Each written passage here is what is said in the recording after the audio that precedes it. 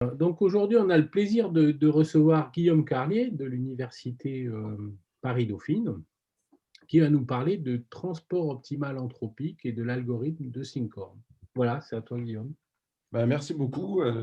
Merci pour l'invitation. Ça me fait très plaisir de vous voir. On se voit en vrai. Et, et donc, je vais vous parler aujourd'hui de transport optimal anthropique dans le cas multimarge et de résultats de convergence pour l'algorithme de Sinkhorn. Et donc, il y a beaucoup excusez-moi pour le jargon dans le titre, ça fait beaucoup de mots. Je pense que le transport optimal, vous savez tous à peu près ce que c'est. Le transport anthropique, vous avez peut-être entendu parler. On rajoute du multimarge et des algorithmes. Il va falloir que j'explique tout ça de manière en partant un peu du début. Donc, le plan de mon exposé sera le suivant. Je vais commencer un peu par du survol et une revue un petit peu des problèmes, en partant du plus simple en allant vers le plus compliqué. Donc, je vais commencer par introduire les problèmes standards de transport optimal et de transport anthropique. Ensuite, je motiverai un peu l'étude des problèmes multimarges. Et puis ensuite, je vous montrerai deux résultats qui sont assez simples. Le premier qu'on a obtenu en collaboration avec Maxime Laborde, qui maintenant à Paris 7, on en parlait tout à l'heure avec Jérôme, concernant le caractère bien posé de ce qu'on appelle les potentiels de Schrödinger, c'est en gros les variables duales dans ces problèmes de transport optimal anthropique.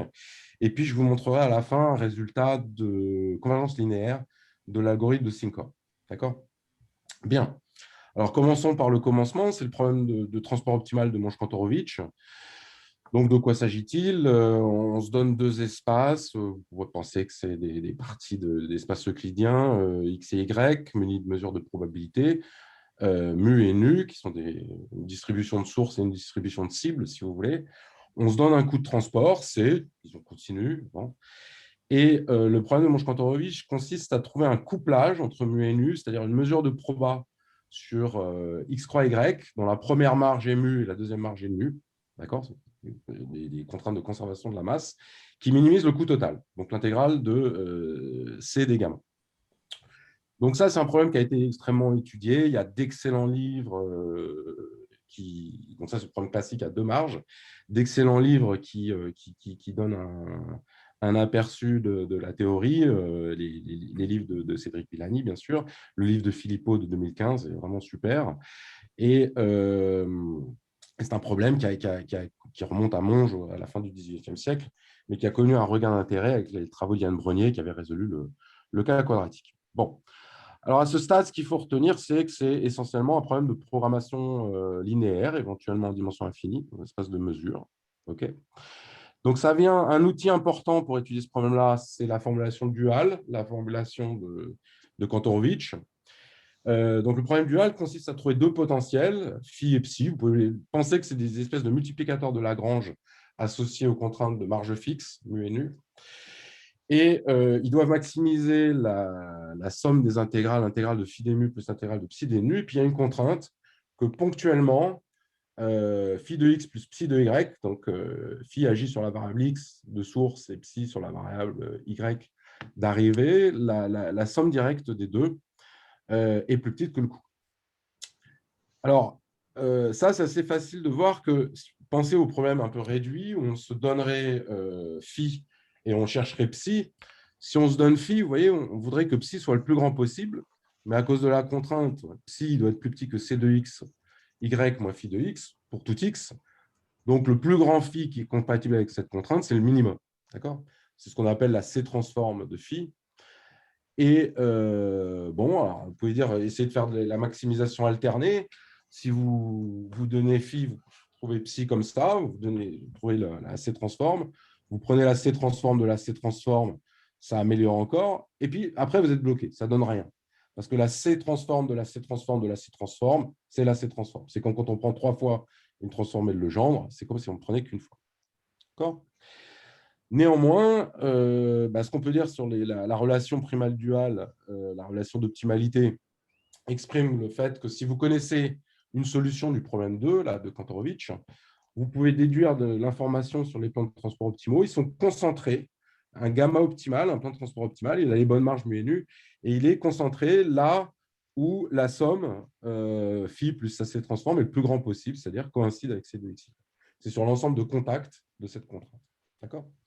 Donc ça, en particulier, si vous prenez le coût quadratique sur RD, ça vous dit essentiellement que gamma est assez sparse et en fait est supporté par le graphe d'un sous-gradient.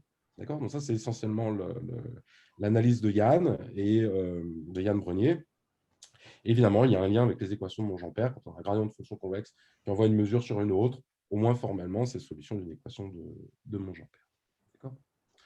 Bien.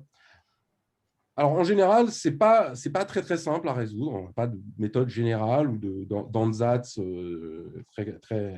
c'est de la programmation linéaire en dimension infinie ou en dimension très grande si on prend des mesures discrètes. Et ça vaut le coup de penser à des approximations un peu raisonnables.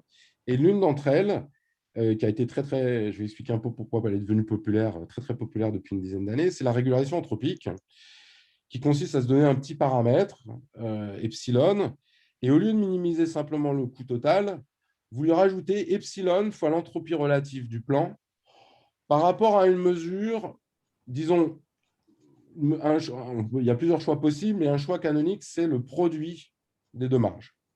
Pourquoi ? Parce que là, vous êtes à peu près sûr qu'il faudrait quand même que dans l'ensemble admissible, il y en ait un d'entropie finie. Bah, le couplage indépendant, mu tensoriel nu, c'est clairement admissible. Et si vous prenez l'entropie relative par rapport à mu tensoriel nu, bah, c'est bon, il n'y a pas de problème, c'est zéro. D'accord ? Donc, je rappelle ici la définition de l'entropie relative.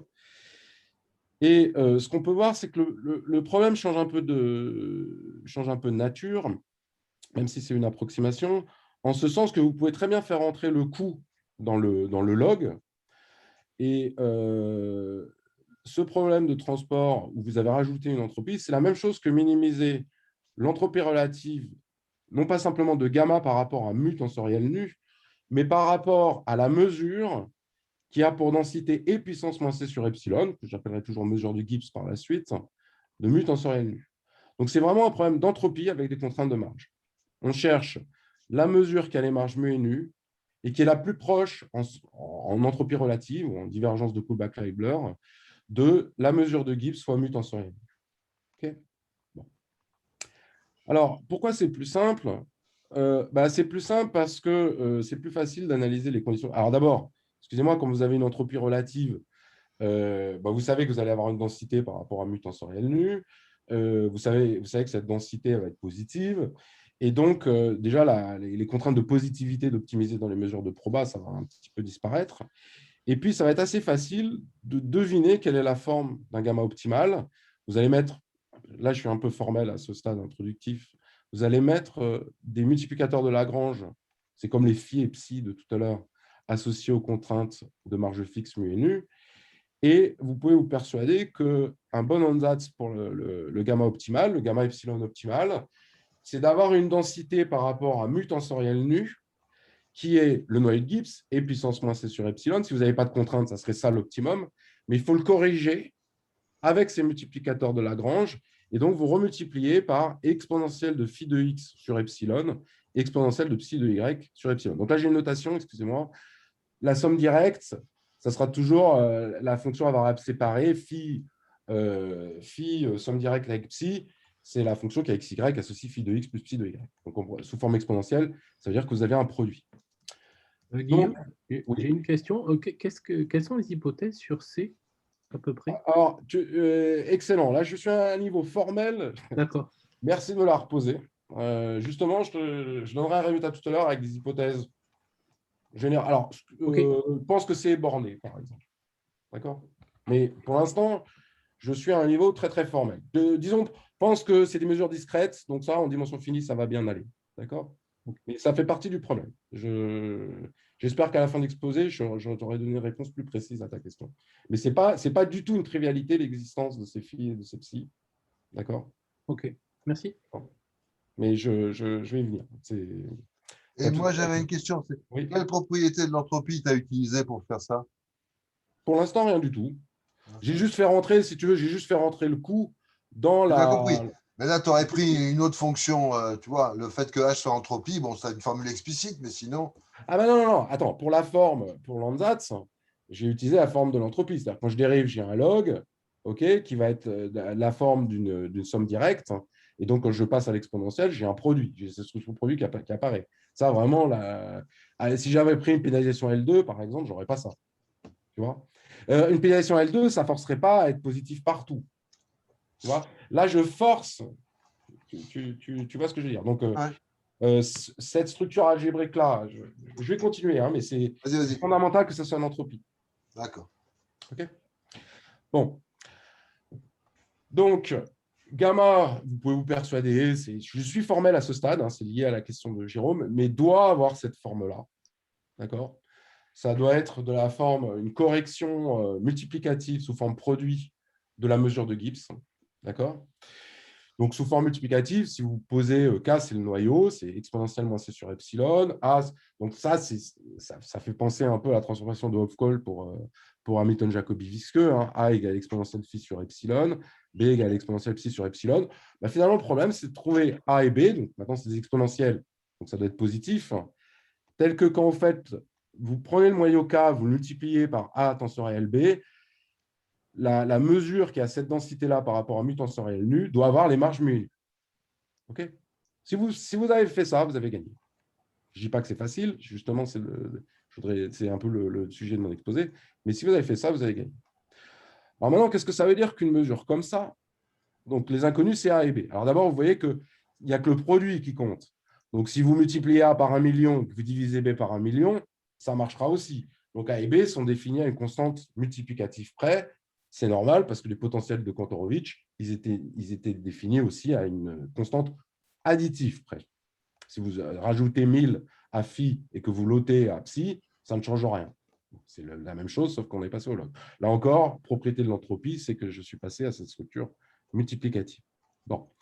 Donc finalement, le problème que je voudrais résoudre, c'est ça, c'est deux équations intégrales, tout simplement. C'est trouver A et B, des fonctions positives, ou phi et psi, sous forme A et B, c'est les exponentielles de phi et psi. Et je veux résoudre deux équations intégrales. Le fait que, donc, je reviens ici, hein, gamma a cette forme-là. Donc, quand vous intégrez par rapport à la variable y, vous devez tomber sur mu. Donc, la densité par rapport à mu, ça doit être 1. Ben, c'est la première intégrale. D'accord. 1, c'est A de x fois cette espèce de convolution de B avec K. Et puis, vous avez une équation similaire pour l'autre marge. Vous avez intégré par rapport à mu. Donc, le problème, c'est vraiment super. C'est un problème super algébrique. C'est essentiellement deux équations intégrales. Alors, si je reviens à phi et psi, c'est aussi deux équations fonctionnelles. Ça a une forme un peu plus compliquée. C'est un genre log Laplace. Vous cherchez deux potentiels phi et psi. Phi, en fonction de psi, s'exprime comme une espèce de log Laplace. Et psi, en fonction de phi, s'exprime sous une forme un peu log Laplace. Ça, c'est des formes. Vous savez que c'est la méthode de Laplace. Quand epsilon tend vers 0, ces trucs-là, ça ressemble beaucoup et c'est transformé. C'est une approximation du minimum que l'on avait tout à l'heure. D'accord? Une approximation régulière. Alors, une autre remarque que je vais faire, c'est que ce système de Schrödinger, c'est l'équation. Alors, je vais appeler ce problème-là, je vais toujours l'appeler problème de Schrödinger. D'accord? Et comme Christian est là, je suis sûr qu'il ne va pas m'en vouloir. Parce que ça apparaît pour la première fois dans un papier de Schrödinger dans les années 30. Et si vous arrivez à résoudre ça, vous pouvez vous persuader assez facilement que phi et psi sont solution d'un problème, disons, dual du problème de minimisation d'entropie qu'on avait au départ, qui consiste à maximiser ce qu'on avait dans Kantorovitch, c'est-à-dire l'intégrale de phi d mu plus l'intégrale de psi d nu. Et puis, vous avez une pénalisation exponentielle. Au fait, dans Kantorovitch, il fallait que phi plus psi soit plus petit que c. Bah, là, vous ne l'imposez pas, mais vous allez payer exponentiellement cher si vous violez cette contrainte. D'accord? Donc, il y a un prix exponentiel. OK? Et donc, comme je disais, il y a une invariance assez évidente, c'est que phi et psi sont définis à une constante près. Donc, par exemple, on pourrait imposer que l'intégrale de phi vaut 0. C'est une bonne normalisation. Alors, évidemment, résoudre ces deux équations, c'est vraiment tentant de se dire que c'est un bon point de départ pour un algorithme. Et ça, c'est une idée, en fait, c'est Gauss-Seidel dans ce cadre-là. C'est si vous avez B, vous trouvez A. Et si vous avez A, vous trouvez B. Et bien alors, vous allez itérer, faire des itérations de points fixes sur ces deux équations intégrales. C'est ça l'algorithme de Sinkhorn. D'accord? Alors maintenant, pour être un peu plus précis et répondre un peu partiellement à la question de Jérôme, Si C est borné, ce qui veut dire sur K, qui est l'exponentielle de C, que K est borné par au-dessus et loin de 0, d'accord, et minoré. En fait, il y a une très belle preuve de la convergence de cet algorithme. Donc, les potentiels vont exister, etc. Il n'y aura pas de problème. Qui est basée sur ce qu'on appelle la métrique projective de Hilbert. Et bon, je ne rentre pas trop dans les détails, mais ça vous assure, en gros, la convergence linéaire de cet algorithme. Et ça va vous fournir des potentiels. Et donc, vous allez résoudre le problème comme ça. Donc, Sinkhorn, c'est essentiellement ça, c'est faire des scaling. On résout une équation de marge fixée une à la fois. On en fit une à la fois. Et pensez que c'est Gauss-Seidel. D'accord? Bon. Bien. Voilà pour le cas de marge. Peut-être aussi un autre point de vue qui est tout à fait équivalent, mais que je vais utiliser par la suite. C'est, je vous ai dit tout à l'heure, le problème dans Kantorowicz, si on se donne un des potentiels, si je maximise par rapport à l'autre, je trouve la C transformée. Et puis ça s'arrête assez vite, parce que comme la transformation de Legendre, dès que vous l'avez fait 3 fois, vous ne pouvez plus rien gratter. Hein, c'est comme si vous l'avez fait qu'une fois. Alors, ici, on peut regarder le problème, excusez-moi, le problème 4, là, ce problème dual de la minimisation d'entropie. En fait, si phi est fixé, c'est pareil, c'est très facile de maximiser par rapport à psi. Vous écrivez la condition d'optimalité et vous résolvez explicitement. C'est comme maximiser un truc linéaire moins une exponentielle, ça se fait à la main. Et ce que vous obtenez, c'est que si phi est donné, le meilleur psi, c'est la log Laplace. D'accord? Bien. Et l'algorithme de Sinkhorn, c'est itérer ces équations. C'est exactement la même chose. D'accord? Je l'ai écrit avec les potentiels qui intervenaient sous A et B sous forme multiplicative, mais sous forme additive. C'est Sinkhorn, c'est exactement itérer ce genre de formule, c'est-à-dire faire de la minimisation alternée, de la maximisation alternée au niveau du problème dual. D'accord? Alors, il y a une littérature énorme, je ne peux pas citer tout le monde, il y a beaucoup d'idées qui sont anciennes, qui interviennent dans des domaines assez éparpillés, domaines variés. Donc, la première fois que ça apparaît, c'est dans un article fondamental de Schrödinger, donc en 1931. Si on sait bien retracer aussi cet historique, c'est quand même, il faut le dire très clairement, c'est en grande partie grâce à Christian Léonard qui est là. Et puis, donc, il a posé ces équations, elles sont écrites quelque part. Il y a eu des articles, des gens assez connus, Bernstein par exemple, et Burling ont écrit des articles sur la résolution de ces équations intégrales. Puis ça a été un petit peu oublié, c'est revenu plus à partir, je dirais surtout des années 80, via des principes de grande déviation, le lien avec les probas. Il y a en particulier un article de Dawson et Gartner de 87 qui explique bien le lien entre un problème de minimisation d'entropie au niveau des mesures sur les chemins comme émergent d'un principe de grande déviation. Il y a les lecture notes de Fulmer, de Saint-Flour. Il y a des papiers plus orientés, peut-être contrôle stochastique de Mikami.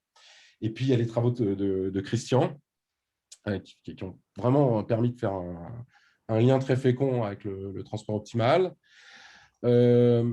L'algorithme de Sinkhorn, ça a émergé, c'est Sinkhorn et Knopp qui ont introduit ça dans les années 60, dans un contexte un peu différent. Ce n'était pas du transport optimal, c'est le problème dit DAD, c'est-à-dire vous avez une matrice à coefficient positif, pour simplifier, disons qu'ils sont tous positifs, et vous voulez la multiplier à gauche et à droite par des matrices diagonales, de façon à avoir une matrice bistochastique.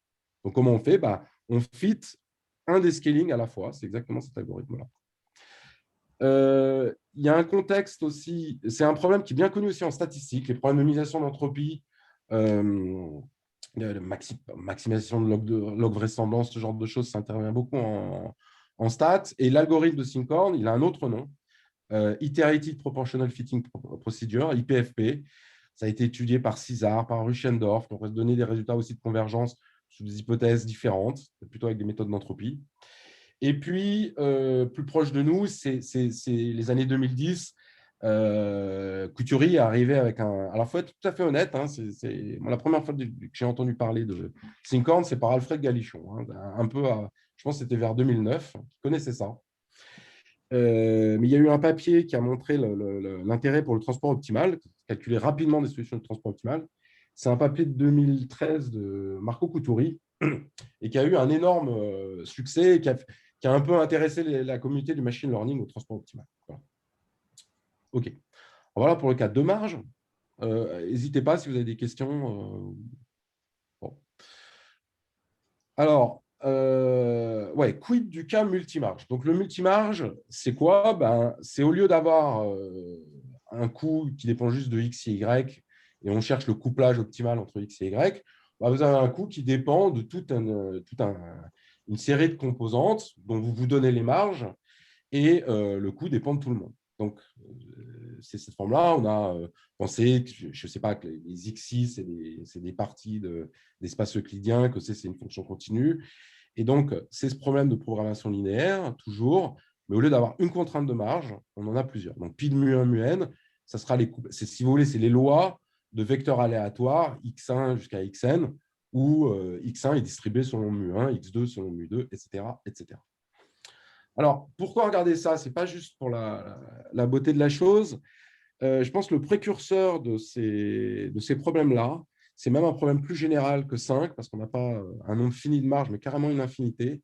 Et comme souvent, c'était côté visionnaire des travaux d'Yann, Yann Brenier, toujours à la fin des années 80. Et c'est un peu ça que je voudrais décrire. Je voudrais dire 2 mots des motivations de ces problèmes multimarges, qui, à mon avis, sont importants. Historiquement, le premier problème de transport optimal vient de cette relaxation de Brenier de l'équation des fluides incompressibles, l'équation de l'air incompressible, et qui dit un peu la chose suivante. Il y a un aspect variationnel. Je ne vais peut-être pas rentrer énormément dans les détails, mais c'est une idée assez ancienne qu'avait eu Arnold dans les années 60 et qui est la suivante. Elle n'est pas très, très difficile à comprendre. Vous prenez, prenez un problème d'évolution, prenez le temps sur un certain intervalle. Pour simplifier, regardons des particules de fluide dans un milieu périodique, le TOR. Donc, l'équation de l'air incompressible, c'est ça. Si on cherche un champ de vitesse qui vérifie cette équation, donc dTu plus U scalaire grad U plus grad P égale 0. Div de U égale 0, ça c'est la contrainte d'incompressibilité, c'est-à-dire que si U était régulier, le flot de U conserve le volume. Et l'observation d'Arnold, c'est de dire que cette équation, au moins formellement, c'est une équation de géodésique sur le groupe des difféos qui préservent la mesure de Lebesgue. J'explique ce que ça veut dire. C'est si U est une... P? Comment? P, c'est quoi? Gradient de P, c'est quoi? C'est la pression, pardon. Gradient P, c'est une pression. Justement, je vais expliquer. Tu as une contrainte d'incompressibilité, donc il faut que ça soit un fluide pour rester incompressible. Il exerce une force, si tu veux. C'est comme un multiplicateur de Lagrange associé à la contrainte div de U égale 0. Donc, OK. Alors, une autre vision, ça, c'est une équation, c'est un point de vue eulérien là, qui est là. Si on a un point de vue lagrangien, on suit les particules, donc on regarde le flot de U.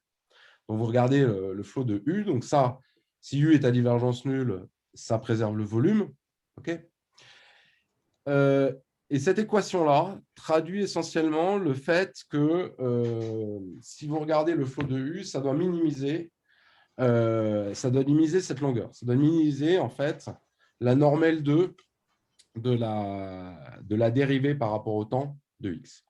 Donc, l'équation des géodésiques, c'est quoi? C'est-à-dire que d'une certaine manière, l'accélération vaut 0. Mais attention, on est sur une variété, on est contraint.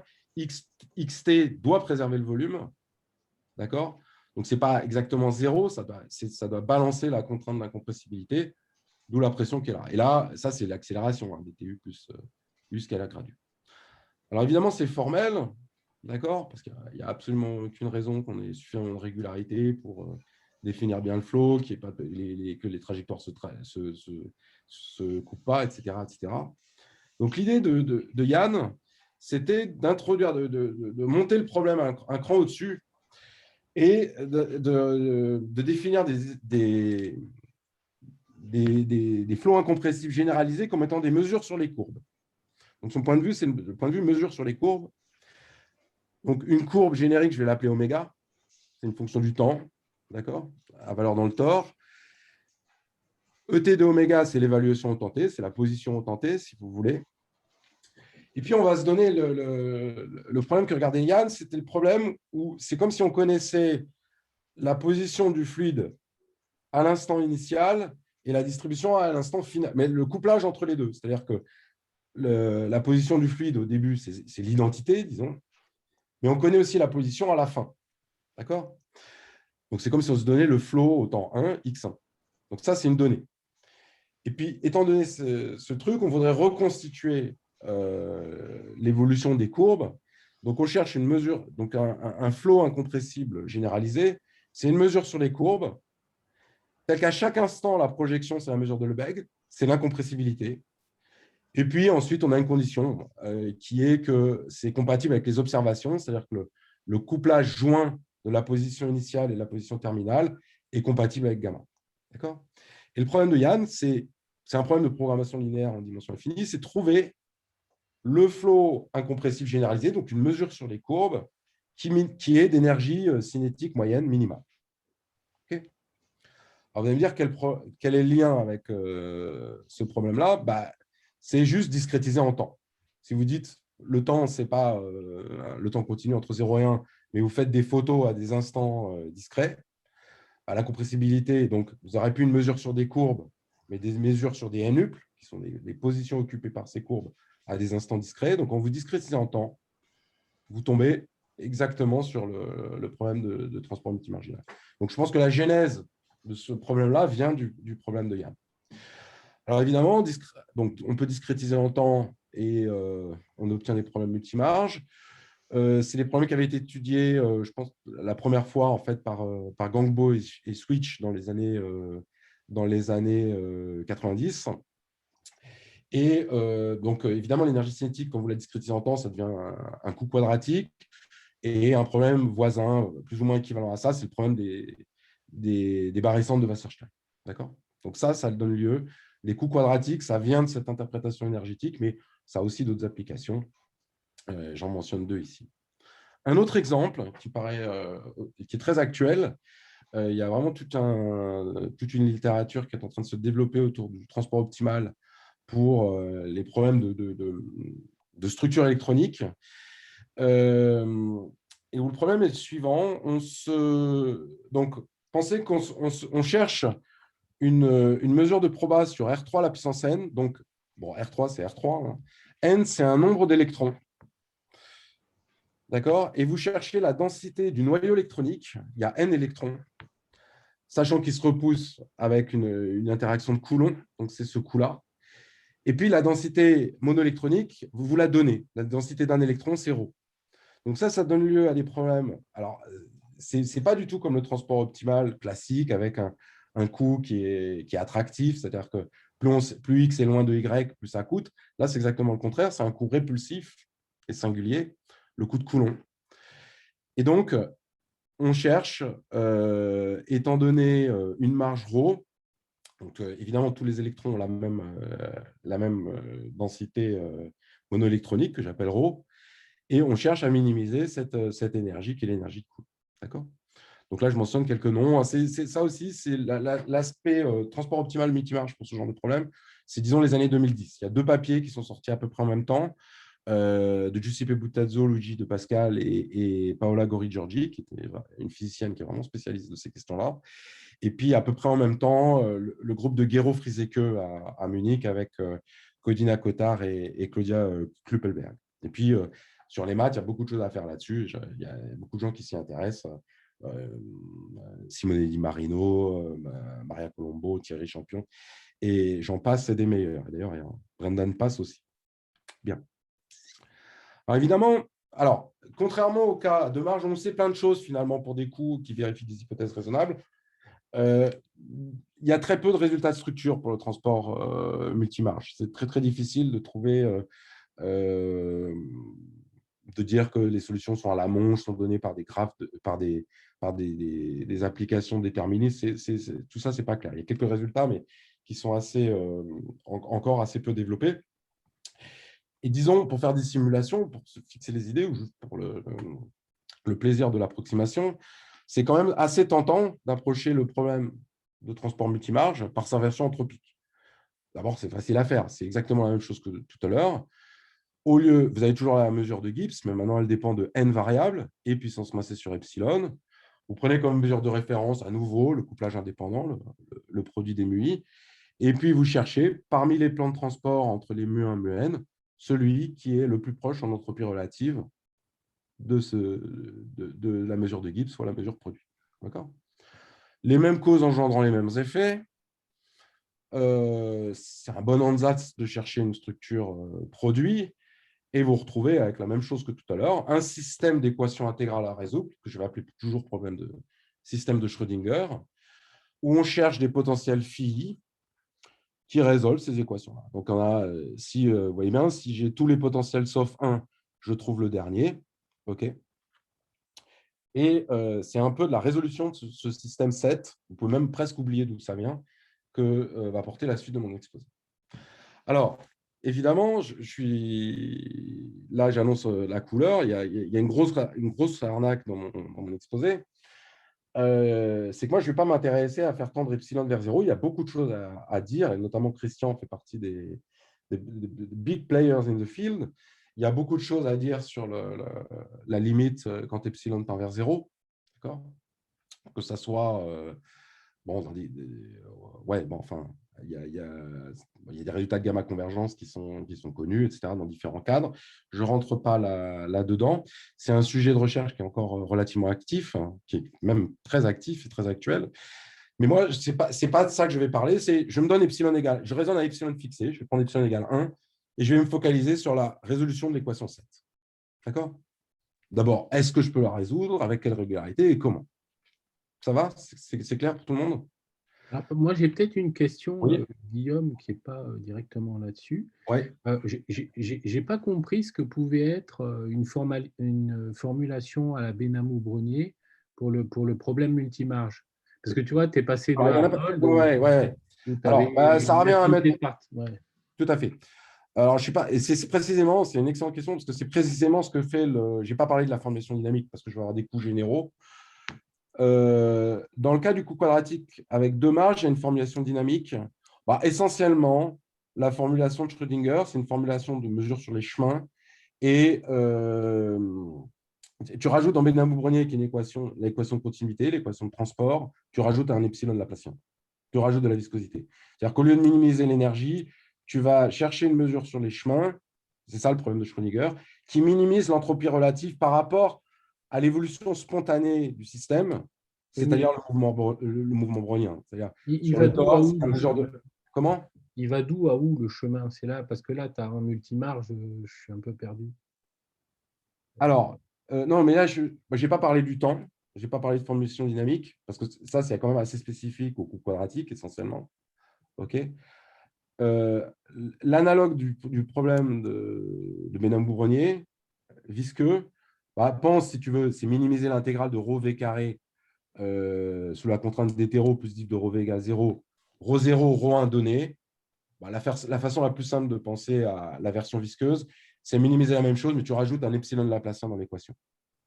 Oui, mais ça, c'est toujours dans le cas de marginal. Dans le cas de plusieurs marginales, tu n'as pas ça. Non, bien sûr que non. C'est ma question, plusieurs marginales, mais je ne veux pas… Mais ça, ce n'est pas Benamou-Brognier, c'est Brognier.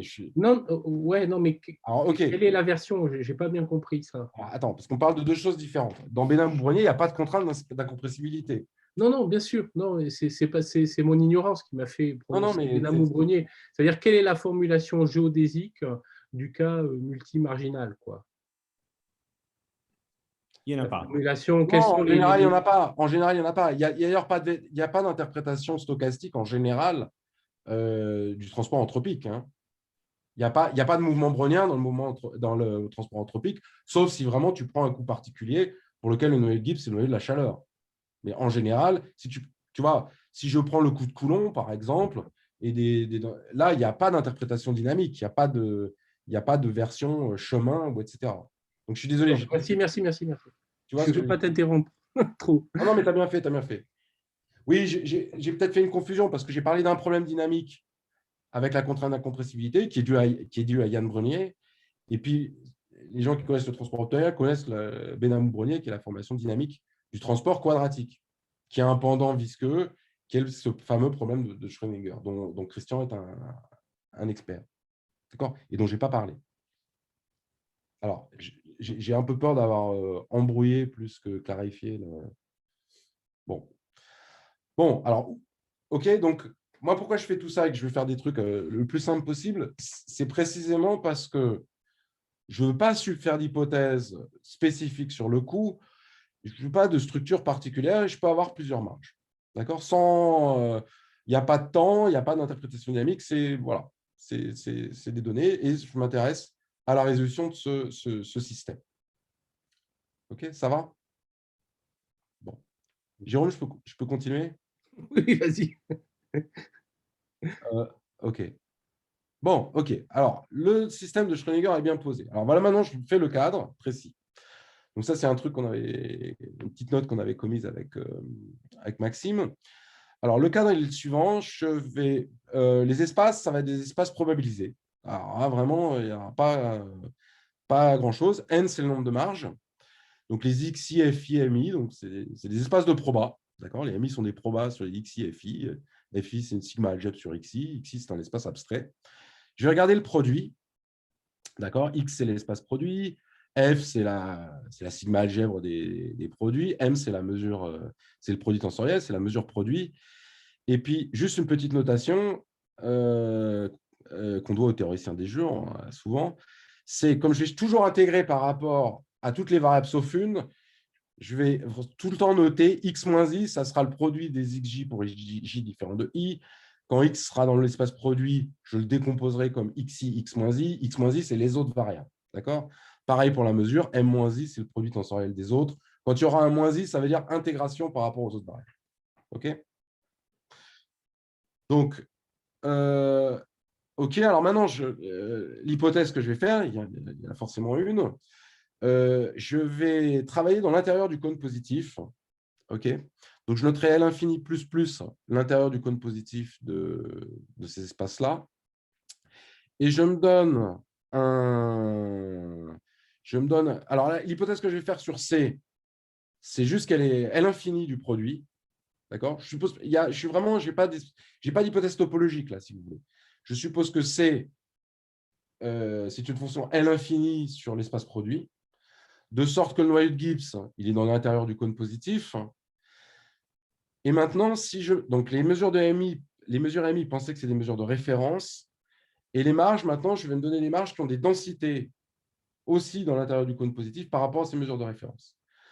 Donc, si je me donne des MUI qui sont des densités, alors il y a évidemment une condition de compatibilité, c'est-à-dire que si vous voulez avoir un plan de transport dont les marges sont les MUI, il vaut mieux que les intégrales de MUI des MI coïncident. Donc, c'est clair que pour résoudre le problème de Schrödinger, il y a une condition de compatibilité qui est que toutes les marges toutes les masses sont égales. Donc, 9, c'est une condition de compatibilité. Et donc, le but du jeu, c'est de trouver des potentiels, phi, bornés, qui vérifient que quand je prends la mesure, je prends le noyau, je multiplie par l'exponentielle de la somme directe des phi et je multiplie par m, la IM marge, c'est mu i mi. Donc, en fait, c'est résoudre ces équations. C'est à peu près ce qu'on avait vu tout à l'heure, 10. OK ? Et donc, OK, alors peut-être une remarque. Vous voyez, les phi, évidemment, comme il n'y a que la somme directe qui intervient, si je rajoute aux phi des constantes et que ces constantes se somment à 0, ça ne change rien à la somme directe, ça ne change rien à la mesure de Gibbs. Ça ne change rien, pardon, à la mesure K exponentielle, la somme directe des phi. Donc, je vais chercher les phi, mais je peux bien en imposer, comme ils sont définis à des constantes additives près, je peux imposer une normalisation, d'accord, en supposant, par exemple, que les n-1 premières intégrales sont égales à 0. D'accord ? Donc, je vais prendre cette normalisation, c'est ad hoc, peu importe. Alors, avec ça, encore une fois, le système de Schrödinger, on peut voir que c'est l'équation de L'Euler-Lagrange du problème de maximisation qui est là, qu'on a déjà plus ou moins vu là tout à l'heure, Et ce problème-là, vous voyez, donc on est en train de maximiser essentiellement une fonction strictement concave, mais de la somme directe des filles. Donc, il n'y a pas forcément unicité, mais il y a unicité de la somme directe. Mais si en plus vous normalisez, d'accord, fixer la somme directe, c'est fixer les potentiels à des constantes près. Mais si vous fixez cette normalisation, il y aura unicité du minimiseur de 12 si vous imposez des normalisations. D'accord? Donc, clairement, je ne sais pas si je peux résoudre et si le problème est bien posé, mais je sais que j'ai l'unicité. Je me donne les MUI compatibles, je cherche les filles en imposant une normalisation, je sais que je n'aurai pas 36 solutions, j'en aurai 0 ou 1. OK? Bien. Donc, ce que je vais faire, c'est que je vais regarder cette map donc, qui, au phi, associe les marges de k fois l'exponentielle de la somme directe fois m. Donc, c'est un peu lourd à écrire. Alors, je vais me placer dans l'infini, je vais mettre ces contraintes de normalisation, ces contraintes linéaires, il n'y a vraiment pas de problème. Et je regarde l'application qui a un nuple des phi associe les marges de k exponentielle somme directe des phi fois m. OK, j'appelle ça T2 phi. C'est totalement explicite. Et moi, ce que je veux résoudre, évidemment, je sais que je ne peux pas toujours résoudre. Il faut que je veux résoudre l'équation mu égale T phi. OK, donc, je sais que pour pouvoir résoudre, il y a une condition de compatibilité là, que j'écris ici. Et donc, je vois l'application T que je viens de définir comme une application de L infini à valeur dans cet ensemble F. Et puis, évidemment, comme il y a des exponentielles, ça n'arrive pas simplement dans F, mais dans F++, qui est l'intérieur, l'intersection de l'intérieur du cône positif avec ces contraintes de compatibilité. D'accord? Donc, je me donne mu dans ce F et je veux résoudre, je trouve phi. Alors, le résultat est le suivant, et en fait, il est assez simple. C'est qu'on peut le résoudre et qu'en fait, l'inverse, c'est une application, c'est l'infini. Alors, comment ça marche? C'est juste un calcul, hein, c'est juste essentiellement le théorème de l'inversion locale. La version globale, on travaille un peu et ce n'est pas vraiment un problème. Mais je voudrais vous montrer ce calcul. Je ne sais pas combien de temps il me reste là. Moi non plus, attends. Moi, tu as 20 minutes. Un quart d'heure? Un quart d'heure, OK, ça marche. Bon, ça, je vais pouvoir vous l'expliquer. Donc, OK. Donc, je me donne mu dans une bonne classe compatible et je résoudre phi égale S de mu. Alors, je regarde ce qui se passe, je vais dériver. Ce qui est assez clair, c'est que c'est une application qui c'est l'infini, c'est juste défini avec des exponentielles, des intégrales, machin. Bon. Donc, je vais juste dériver. Donc là, alors c'est assez naturel de passer au log parce que les calculs sont un peu plus simples. Donc, je calcule en fait la dérivée logarithmique, si vous voulez, de cet opérateur. Donc, qu'est-ce que c'est? Donc, t tilde i, c'est le log de ce qu'on avait tout à l'heure. Donc, vous voyez que vous avez phi plus le log de quelque chose, qui est l'intégrale d'un noyau par rapport à l'exponentielle de la somme directe des autres. Quand vous dérivez, qu'est-ce que vous avez? Vous dérivez l'opérateur dans la direction h. Vous avez hi qui apparaît. Et puis, vous avez une intégrale, elle est moche à écrire, c'est quand même un truc simple, qui ne dépend que de la somme directe des autres, des agi. D'accord? Et évidemment, j'ai pris le log avec le t tilde, c'est juste le t de tout à l'heure, mais avec un log.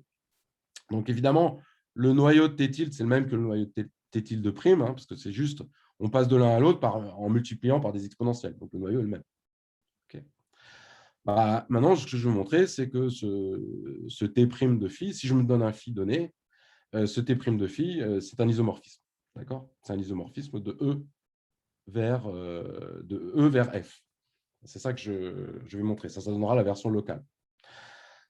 Alors, j'ai calculé la dérivée. En fait, ce qu'il faut, peu importe la formule, ce que vous voyez, c'est que c'est la t' tilde prime de phi est fixé et je dérive dans la direction h. C'est de la forme identité plus quelque chose, mais le quelque chose, c'est un opérateur de Hilbert-Schmidt appliqué à la somme des agi. Donc, c'est certainement une perturbation compacte de l'identité. Oui, alors, pardon, excusez-moi. Ça, c'est a priori, H est dans L infini, mais ces opérateurs s'étendent facilement à L2. Donc, je prends des H, je m'autorise des H dans L2, provisoirement. Donc, vous voyez que cette map, elle est de la forme l'identité plus un opérateur compact, okay, que je vais rendre un peu plus précis dans un instant. Et donc, c'est le bon cadre pour appliquer. Si j'étais dans L2, je suis dans L1, je prétends travailler dans L1, mais je suis passé par L2 de façon provisoire. C'est un bon cadre pour appliquer l'alternative de Fredholm. Donc, si j'identifie le noyau, je serai en bonne posture pour identifier l'image, essentiellement. Donc, en fait, toutes les formules un peu atroces du transparent précédent se simplifient en introduisant cette mesure de proba. D'accord? Donc, c'est une mesure de proba qui est équivalente à M et qui a une densité qui est ce que vous imaginez, c'est-à-dire que le K exponentielle de la somme directe, puis vous normalisez pour avoir une proba. Alors, si je me donne un des I, donc l'une des marges, si vous voulez, je peux désintégrer la mesure QFI, donc l'écrire comme QFI moins I, donc c'est une densité qui dépend de XI, c'est conditionnement XI, c'est la distribution de X moins I, si vous voulez, et QFI, c'est la IM marge. Et en fait, cette formule, excusez-moi, je reviens tout petit peu en arrière, cette formule épouvantable, là, c'est juste parce qu'elle est longue, eh bien, elle se réécrit tout simplement en termes d'opérateur d'espérance conditionnelle, en fait. C'est que, donc j'ai dit T' de phi, dans la direction H, c'est l'identité plus L, et L, c'est une espèce d'opérateur de Fredholm, de Hilbert-Schmidt, et on peut l'exprimer sous forme explicite. Li de H de Xi, c'est simplement c'est un opérateur d'espérance conditionnelle. C'est l'espérance conditionnelle de la somme des autres potentiels par rapport à cette mesure QFI moins I. D'accord? Bon. Alors maintenant, prenons un gars dans le noyau. Donc, je prends une direction dans le noyau. J'ai étendu l'opérateur L2, donc pensez que H est dans L2, simplement. Donc, le noyau de T tilde prime, c'est le même que celui de T prime de phi, hein, ça je le rappelle. Qu'est-ce que ça veut dire? Ça veut dire exactement que l'identité plus L s'annule en H. Donc, ça veut dire que HI coïncide avec l'espérance conditionnelle, enfin l'opposé de l'espérance conditionnelle de la somme des autres potentiels. Okay. Alors maintenant, c'est cool parce que vous allez multiplier cette identité par HI, ça fait HI carré. Vous allez intégrer par rapport à la IM marge de QFI, ça donne le membre de gauche. Mais quand vous faites ça au membre de droite, ça donne exactement une somme de corrélation avec un signe moins. C'est moins l'intégrale de HI, XI, HI, XJ contre la mesure totale, QFI, qui est une mesure sur X à la puissance N. D'accord? Enfin, sur le produit des XI. Alors maintenant, bon, OK. Et maintenant, là, vous avez un carré parfait. C'est-à-dire que si vous prenez un élément dans le noyau, vous voyez que oui, l'identité précédente, c'est un carré parfait. C'est-à-dire que être dans le noyau, c'est précisément avoir une somme directe dont le carré est nul contre cette mesure. Donc, ça veut dire quoi? Puisque cette mesure est équivalente à M phi, à M, ça veut dire que les HI sont constants. Bon, maintenant, si vous prenez les HI avec si vous prenez les HI qui vérifient la normalisation que j'avais imposée tout à l'heure, la somme directe est nulle, les n premières intégrales, les n-1 premières intégrales valent 0, donc vous êtes 0. Qu'est-ce que j'ai montré? J'ai montré que la différentielle était injective. D'accord? Bon. Bien. Alors, pour la surjectivité, toujours, je passe par L2, c'est l'alternative de Fredholm, c'est-à-dire que comme je connais le noyau, toujours, vous voyez le truc comme dans L2, le noyau de dimension n-1, c'est de la forme identité plus compacte, donc c'est aussi la codimension de l'image. Donc la codimension de l'image, c'est n-1. Ah, mais mon espace F de compatibilité, il était de dimension n-1. Bon, OK. Bon, là, j'ai gagné. J'ai gagné pour l'inversion locale. Et puis, pour passer au global, là, c'est juste un argument topologique. C'est, vous savez, l'inversion locale, vous dites que l'image vous implique que l'image est ouverte. Vous pouvez montrer par ailleurs, parce qu'il y a plein de capacités, que l'image est fermée dans F++, lequel est connexe. Donc, l'image, c'est F++. D'accord? Et en fait, vous êtes globalement inversible parce que vous savez déjà que vous êtes injectif globalement. D'accord? Donc, c'est des arguments à Damar, si vous voulez. J'ai peut-être été… Alors, est-ce que vous me laissez 3 minutes ou 2 minutes? Ah oui, oui, largement. Alors, je ne vais pas rentrer dans les détails de démonstration, mais je voudrais juste vous donner un résultat sur Syncorn. Alors, comment on fait en pratique? Donc là, bon, ça, c'est le caractère bien posé. Bon, OK, c'est bon, ça ne vous dit pas comment résoudre les équations. Alors, résoudre les équations, c'est comme on s'y attend, c'est-à-dire vous allez faire la Gauss-Seidel. Alors, je voudrais vous montrer un résultat, et sans rentrer dans les détails, bon, peu importe. Donc, voilà, je vais résoudre les équations. Donc, voilà l'algorithme de Syncorn. C'est exactement ce que j'avais décrit au départ, mais dans le cas de multimarge. Alors, comme tout à l'heure, hein, je définis des normalisations. Quand je prends des exponentielles, je vais fixer un peu certaines intégrales pour éviter que certaines exponentielles deviennent arbitrairement grandes ou arbitrairement petites.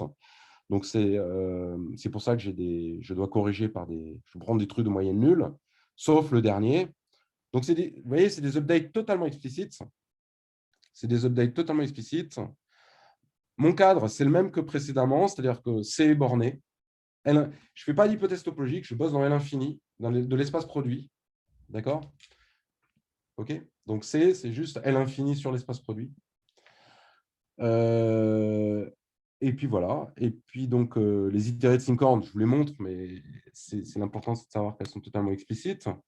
Et je vous donne juste un théorème, qui est le suivant, qui est de dire que, donc, c'est ce qui, à mon avis, ce qui était connu dans le cadre de marge. Je ne suis pas sûr que c'était… enfin, en tout cas, moi, c'est parce que je n'ai pas trouvé ce que je voulais que j'ai commis cette petite note. Le résultat est le suivant. Donc, les algorithmes de Syncorn convergent essentiellement linéairement, en ce sens que… Alors, F, je n'ai pas défini ce que c'était, mais c'est la fonctionnelle duale. Ça va converger exponentiellement, enfin, ça va converger linéairement quand le nombre d'étapes, là, c'était tend vers l'infini, et on a une borne explicite, en fait, qui est très mauvaise, hein, qui est exponentielle en le nombre de marges et la bande qu'on a sur C. En plus, vous divisez par le nombre de marges, donc plus le nombre de marges est grand, plus cette borne est mauvaise. Et vous avez des bornes, alors ça, c'est pour les valeurs, mais en travaillant un peu, ça implique aussi que le phi-t moins phi-bar converge aussi linéairement. Phi-bar, c'est la solution du problème dual normalisé, d'accord, où j'ai fixé les intégrales. J'ai mis mes contraintes de normalisation. Vous avez une convergence linéaire aussi dans LP pour n'importe quel P, sauf pour P égale l'infini. Pour P égale l'infini, je ne pense pas que ça soit vrai. C'est niveau de généralité si vous ne faites pas d'hypothèse en plus. Donc voilà. Et ça, c'est une preuve, vraiment, c'est très bête. Il n'y a pas besoin d'utiliser la métrique de Hilbert ou des versions compliquées du théorème de Birkhoff, ce genre de trucs. C'est vraiment… voilà. Voilà, donc voilà ce que je voulais vous dire.